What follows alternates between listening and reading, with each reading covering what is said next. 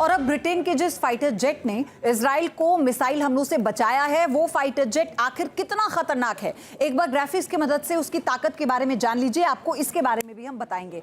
तो हम बात कर रहे हैं ब्रिटिश टाइफून ने कैसे बचाया है इजराइल को। 2125 किलोमीटर प्रति घंटे की इसकी रफ्तार बताई गई है और ये भी एक बहुत बड़ा जो रोल है वो अदा कर रहा है। इसी के साथ आपको बताएं 2 मैक की रफ्तार से ये उड़ान भरने में सक्षम है। ऑपरेशनल रेंज जो है इसकी वो 2900 किलोमीटर है।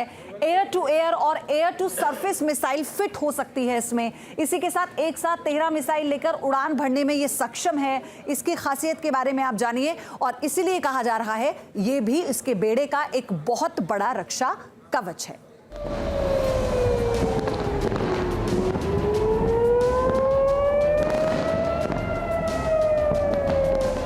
जानकारों के मुताबिक हमले के लिए ईरान की रणनीति तो बिल्कुल सही थी। उसने चुन चुन कर इजराइल के ऐसे ठिकानों को निशाना बनाने की कोशिश की जिससे तेल अवीव से लेकर वॉशिंगटन तक दहल उठी।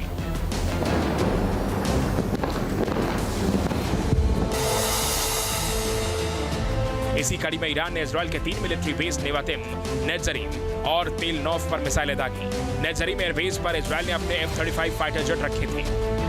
इजराइल का दावा है कि यहां पहुंचने वाली कई मिसाइलों को डेविड स्लिंग सिस्टम से इजराइल ने खुद मारा। इसके अलावा एक मिसाइल इजराइल की न्यूक्लियर साइट नेगेव के रेगिस्तान की तरफ दागी गई। नेगेव के रेगिस्तान में ही इजराइल की न्यूक्लियर साइट डिमोना है।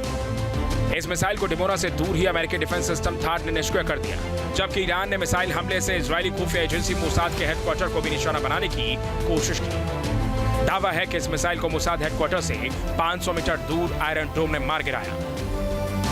Iran conducted a significant attack against Israel today, launching approximately 200 ballistic missiles targeting several locations in Israel. You don't launch that many missiles at a target without the intent of hitting something. So absolutely, just like the last time, their intent is to cause destruction. And so fortunately, Israel has very significant air defense capabilities, and the U.S., of course, played a role in helping on that front as well.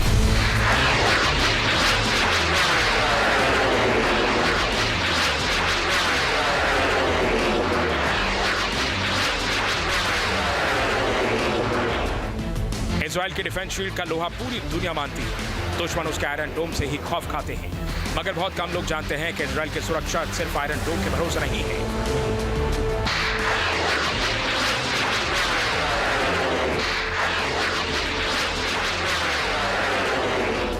बल्कि iron डोम तो उसकी सुरक्षा का पहला पहरेदार है, जो दुश्मन का हमला होते ही सबसे पहले एक्टिव होता है। इसके अलावा भी इजराइल के तुनीर में 4 एडवांस डिफेंस सिस्टम मौजूद हैं, जो दुश्मन के हमले को हवा में ही नाकाम करने की ताकत रखते हैं।